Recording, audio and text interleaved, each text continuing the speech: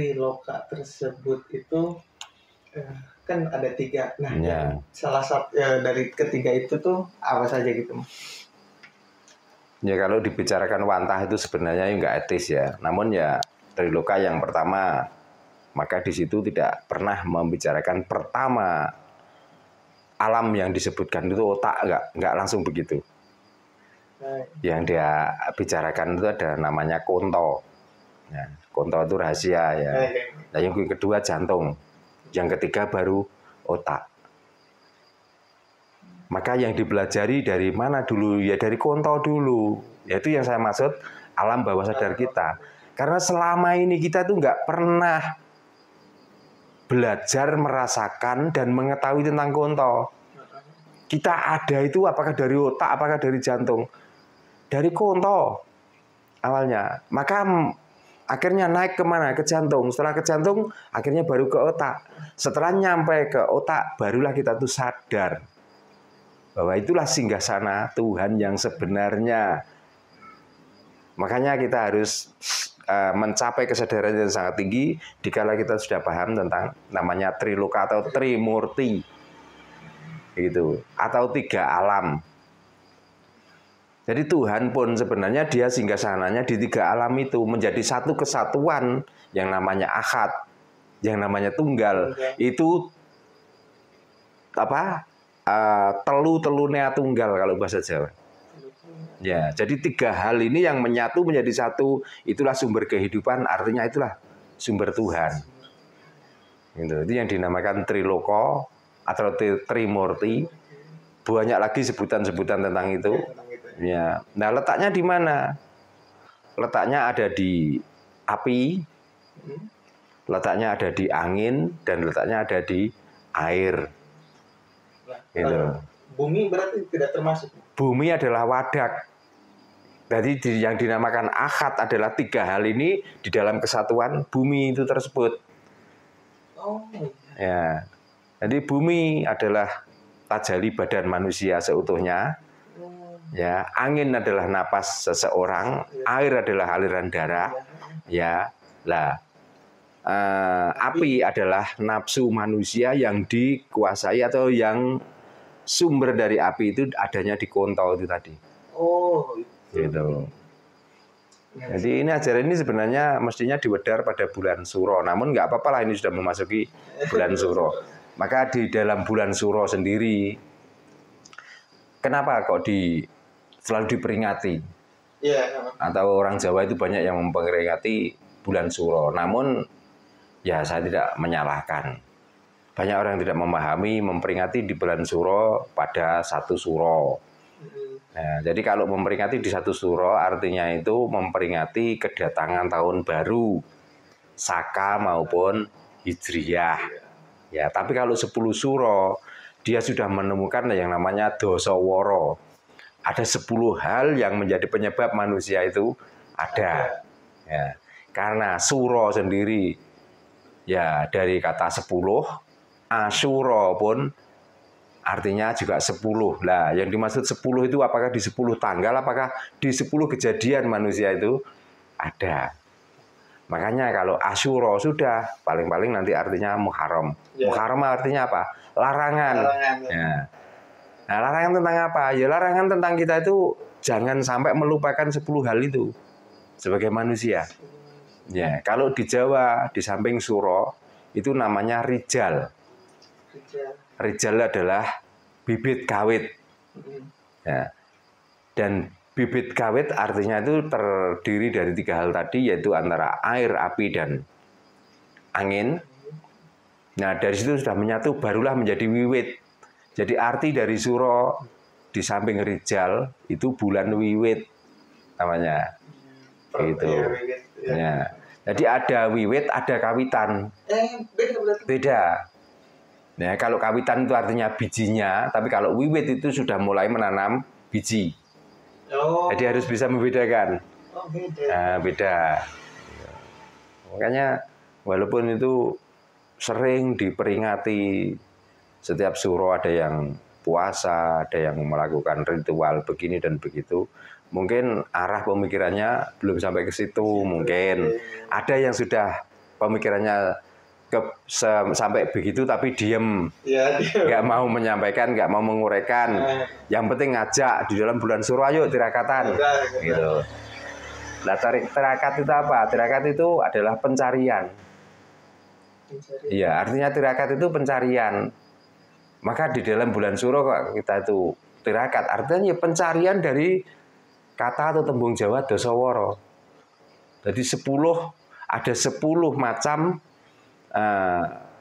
kawitan atau pemula atau pendahuluan manusia itu ada, gitu. Makanya ini juga perlu sering dibahas dan sering perlu diutarakan, dibicarakan. Ya masalahnya supaya apa? Supaya bagi orang-orang yang belum paham tentang memperingati bulan Suro itu nantinya paling tidak itu mau belajar. Jadi jangan melakukan sesuatu yang sebenarnya kita itu tidak paham. Percuma. Itu mendingan kita pahami dulu tentang penghormatan dan spirit yang lainnya itu kalau sudah memahami barulah kita itu pas. Nah, kalau nggak paham terus tiba-tiba memperingati dengan mengeluarkan biaya, mengeluarkan banyak nasi yang matang yang dibentuk model-model, tapi kita nggak paham tentang arti dari Suro, tentang Dasawara, tentang yang lainnya, ya percuma kita ikut-ikutan. Jadi kalau ditanya, bagaimana kamu kemarin suronan? Saya sudah mengikuti. Ya. Dan sering ada yang datang ke sini. Saya setiap bulan Suro juga suronan. Nah, yang dimaksud ikut dan suronan itu apa? Kalau tidak pernah bisa membuka tabir rahasia di dalam bulan Suro itu. Itu diantaranya penjelasan dari Kawruh Jawa. Ya. Nah, Mbah, sebelum jauh lagi kan tadi sedikit menarik juga ketika 3 hal itu kan api, angin, air ya. Nah, dan di situ si tanahnya itu bahwa dikatakan wadah gitu ya. Ya, wadah ya. Diri kita gitu. Ya. Berarti ya Mbah, banyak pepatah bahwasanya kita itu manusia bisa dikatakan sebagai mayat yang hidup gitu. Lah yang hidup itu manusianya itu. Kalau wadaknya ini ya mati memangnya. Iya mati ya. Ya. Nah balik lagi Mas. Ketika yang dirahasiakan itu api. Nah peran sedikit bocoran lah dari kita umpama tidak bisa dijabarkan lebih lanjut. Kenapa api itu dijadikan prioritasnya gitu? Ya. Nah itu kenapa Mbak? Kenapa api gitu? Nggak angin, nggak air? Kita melihat saja di dunia ini apa yang berperan besar di dalam keberlangsungan kehidupan di dunia. Matahari. Terutama matahari. Matahari menimbulkan sinar panas. Panas itu kan api. Iya. Jadi ya sebenarnya itu berkaitan antara angin, air dan api. Tapi kebanyakan yang sumber dari kehidupan apa yang di alam dunia itu adalah api. Air pun mau naik ke atas langit, itu pun juga saking panasnya terik matahari. Nah, setelah air itu diangkat ke atas, akan diikuti angin. Jadi otomatis matahari lah, api lah jadi sumber semuanya itu. Ya. Jadi mau tanah itu subur, mau tanah itu tandus dan lain sebagainya itu tergantung pada mataharinya. Sama persis dengan manusia. Gitu loh. Manusia itu mau cerdas, mau bodoh tergantung pada nafsunya. Karena api adalah tajalli daripada nafsu. Ya, angin tajalli daripada napas kita. Ya, air tajalli daripada darah kita. Lah, itu semuanya bisa hidup kalau ada unsur dari bumi. Maka keseluruhan tubuh ini di antara daging, tulang, otot dan lain sebagainya itulah dari unsur bumi. Karena gini, setelah hilangnya sinar matahari, hilangnya nafsu dalam tubuh manusia, yang tubuh ini ditopang dari air, dari darah, ya, dari napas, dari otot dan lain sebagainya. Ternyata kalau sinar matahari itu sudah hilang, tubuh ini tidak berkuasa apa-apa. Artinya otot masih, ya, organ tubuh masih utuh. Tapi nafsu kita sudah hilang. Nah, makanya dari tiga unsur tadi, dari antara angin, antara api, dan antara air, apa yang terjadi di dalam kenyataan dunia ini? Dengan adanya api, maka tanpa hujan pun akan keluar embun. Ya, di saat malam hari. Ya, di dalam tubuh, walaupun tanpa kita minum air, tanpa kita itu berdekatan dengan air, dengan panasnya angan-angan dan lain sebagainya, kita akan berkeringat. Jadi kita ada itu juga sumbernya dari keringat, kita hidup itu juga karena dayanya keringat, kita mati pun juga kehilangan keringat. Nah, intinya di situ. Maka kalau kepingin mengetahui Tuhan dan supaya kita tuh sadar, kita tuh bisa menyamakan persepsi dan bisa menyamakan perilaku dari seseorang, bisa menerima dengan sama, belajarlah dari Triloko atau Trimurti tersebut.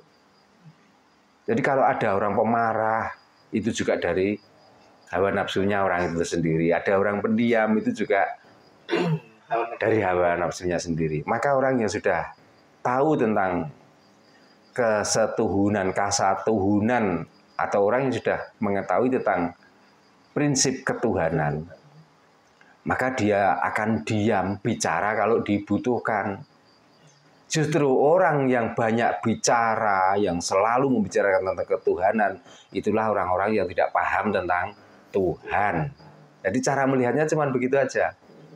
Orang kok di mana-mana mengajarkan sesuatu yang tanpa itu dibutuhkan, berarti dia jauh dengan Tuhan. Tapi orang itu kok diam, mau bicara kalau ditanya, berarti dia memang benar-benar paham dan sudah sadar bahwa dia sudah bersama Tuhan. Nah itu mah ketika kan ada suatu proses gitu kan, untuk memahami itu semua gitu. Nah sedangkan kebanyakan sekarang yang saya cerna gitu mbah, entah benar atau salahnya gitu, apakah selama ini kita itu ketika mencari Tuhan atau ketika ingin mengenal Tuhan itu mencarinya keluar gitu, dan sedangkan yang mbah sampaikan tadi kan ya saya simpulkan mencarinya itu ke dalam terus ke dalam dan diambil yang paling bawah. Nah itu mah apa yang menjadi perbedaan ketika kita itu mencari Tuhan keluar gitu dan kita ke dalam gitu. Ya, karena di rata-rata orang itu kan tidak mengenali dengan sukmo sejati, sukmo lelono, dan sukmo ngemboro. Rata-rata orang mencari Tuhan itu pencariannya adalah di sukmo ngemboro. Ya. Padahal sukmo menggoboro itu sukmo yang penyatuan dengan Tuhan. Sebenarnya. Ya cara kita itu, kalau kita sudah tahu tentang sukmo sejati, lalu kita itu mempraktekkan sukmo lelono, yang terakhir sukmo ngemboro itu.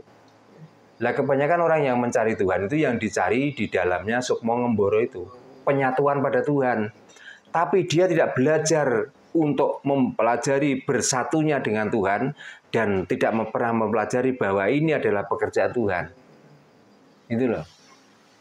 Yang dipikirkan tuh cuman penyatuan sama Tuhan terus. Gitu. Nah, makanya dari situ juga akan membuat otak kita itu juga mati. Jadi seolah-olah itu kita hidup ini mengerjakan sesuatu, setelah mati kita baru menikmati. Padahal yang dinamakan sukmo ngemboro itu adalah sukmo setelah kita mengalami kematian itu. Jadi sukmo yang artinya itu sudah penyatuan pada Tuhan. Tapi bisa bersatu pada Tuhan dikala kita itu mengenali sukmo sejati dan sukmo lelono itu.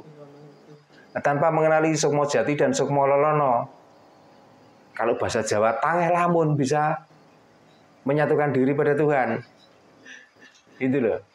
Jadi makanya digambarkan bahwa setelah mati berbuat baik itu akan mendapatkan surga, dikala berbuat buruk akan mendapatkan neraka. Itu adalah halusinasi atau khayalan belaka. Gitu. Tapi kalau kita itu sudah mengenali tentang sukmo sejati, sukmo lelono sampai sukmo ngemboro. Nah memang tujuan dari hidup itu cuman pada akhirnya nanti sukmo ngemboro itu yang dimaksud. Dan setelah sukmo ngemboro penyatuan pada Tuhan, nanti Tuhan itu akan mengutus sukmo ini kemana lagi? Itu urusan Tuhan, bukan urusan kita. Ya makanya yang dibayangkan surga dan yang lainnya tentang kenikmatan.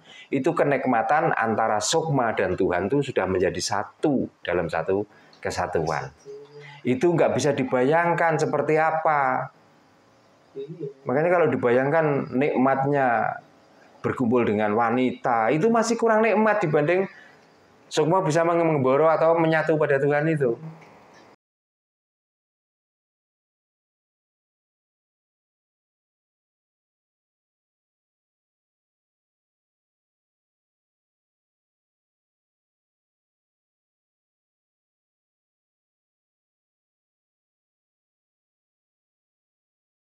Ya sebenarnya itu gimana ya, itu gambaran supaya manusia itu bisa menuntun rohnya, yang roh itu dikuasai oleh sukmo. Ya, mestinya cuman seperti itu. Cuman kadang-kadang orang itu terdogma pada kenikmatan-kenikmatan yang diharapkan atau yang dikhayalkan itu loh. Gitu. Jadi artinya kita masuk surga itu di sana itu pekerjaan yang saya nggak habis pikir lah pokoknya. Ya. Padahal sebenarnya kenikmatan itu dikala kita itu sudah di alam sukmo ngemboro itu. Ya. Ngemboro bukan berarti kita itu terbang ke sana kemari, bukan. Jadi sudah menyatu pada zatnya, kembali pada zatnya. Makanya sebenarnya orang beribadah, orang melakukan syariat Islam, janganlah surga yang kamu kejar, tapi pelajarilah dan pahamilah dalam arti inna lillahi wa inna ilaihi raji'un. Lah, dari kata inna lillahi wa inna ilaihi raji'un itulah yang dinamakan sukmo ngemboro. Maka kamu dari situ akan kembali ke situ lagi. Nah itu loh. Jadi kalau sudah dari tempatnya kembali ke tempatnya, sangat luar biasa nikmatnya. Jadi nggak perlu dibayangkan berhubungan dengan gadis-gadis cantik, tidak harus dihubungkan dengan makanan-makanan yang serba manis. Itulah pekerjaan jasad, pekerjaan bumi. Nah kembali akan kembali ke unsur bumi lagi. Kita nggak usah disuguhi madu, mau bumi itu juga sumbernya madu, ya. Nggak perlu disuguhi makanan yang enak, bumi itu sumbernya makanan enak. Nah, untuk apa membayangkan itu? Nggak usah. Nah, yang kita tuntun mulai pagi, siang, sore, petang adalah kita itu menuntun sukma itu supaya bisa membimbing rohnya untuk mengarah ke alam sukmo ngemboro itu. Karena kita sudah di alam sukmo sejati dan sukmo lelono. Sukmo sejati adalah kesejahteraan hidup, sukmo lelono adalah pencarian untuk mencari sumber dari hidup atau memahami tentang yang hidup. Ini loh. Nah itu Mbah, ketika kita itu kan mencari dan untuk memahami itu kan ada sangkut pautnya berarti dengan Sangkan Paraning Dumadiwa. Ya jelas, ya sudah pasti. Oh, udah pasti ya. Sudah pasti, makanya sampai tadi saya membicarakan tentang unsur, ada 4 unsur alam, tapi yang satu itu memang sudah jumeneng, artinya sudah jadi wadak itu tersebut. Nah di dalam wadak itu ada isi 3. Nah itu kan yang dinamakan Sangkan Paraning Dumadi. Kejadian dari mana itu? Ya, maka saya bicarakan yang pertama adanya di konto, ya, terus jantung dan otak. Nah, dari 3 sari itu dikumpulkan menjadi satu, yaitulah bibit kawit manusia. Nah, di mana tajalinya, di mana pintu keluar dan masuknya? Ya di konto tersebut. Ya. Cuma sayangnya ya konto. Ya itu nggak bisa ya karena ya kurang etis lah, kurang pantas ya saru. Ya. Tapi mungkin para pemirsa sudah paham apa yang saya maksud itu tadi. Dan itu masih bukan sebutan konto itu, di dalamnya itu. Ya, itu ada tempat-tempat yang tempat singgasana Tuhan yang sebenarnya. Kesucian Tuhan itu ada di situ. Gitu. Makanya kalau belajar tentang itu ya harus yang serius, artinya itu kalau dibicarakan di kamera itu ya gak etis, makanya ya lepas kamera lah paling tidak baru membicarakan tentang itu. Supaya apa? Supaya kita itu lebih mencapai kesadaran yang sangat tinggi, belajar dari alam bawah sadar kita. Ya, jangan selalu belajar di alam sadar kita. Nah, alam sadar tanpa mengenali yang terbawah, bagaimana bisa sadar? Iya. Makanya banyak orang yang ngomong, kayaknya waktu itu di alam bawah sadar saya, seolah-olah alam bawah sadar itu orang yang kehilangan keseimbangan tubuh, seperti ya kayaknya seperti itu. Maka di dalamnya orang yang kehilangan keseimbangan tubuh itu juga masuknya di alam bawah sadar. Iya. Jadi napak tilas seolah-olah seperti itu. Orang yang napak tilas itu maka kesadaran kita yang sempurna kadang-kadang hilang malah. Ya dipengaruhi apa? Ya dipengaruhi dari itu tadi sangkan paranu dimadi itu tadi. Jadi orang yang masuk ke dalam atau belajar alam bawah sadar itu semakin kita ke bawah semakin kita merinding, semakin ke bawah kita semakin sadar, maka kesadaran itu kita tingkatkan, kita puncakkan sampai pada tingkat atas supaya mencapai kesadaran yang sangat tinggi. Nah, kita membicarakan tinggi tanpa belajar dari bawah, tetap nggak mungkin bisa. Ya. Makanya kalau dari bawah naik itu biasanya belajarnya itu merangkak pelan-pelan. Tapi kalau dari atas sudah jatuh, sudah sulit untuk ditolong. Makanya kalau sudah sulit ditolong, akan merasa benar sendiri, sudah merasa berketuhanan sendiri, orang lain semua salah, orang lain semuanya nggak benar, hanya akulah yang paling benar, dan hanya akulah yang berhak masuk surga. Nah itu berarti orang yang sebenarnya belajar dari atas terus tiba-tiba jatuh. Nah itu.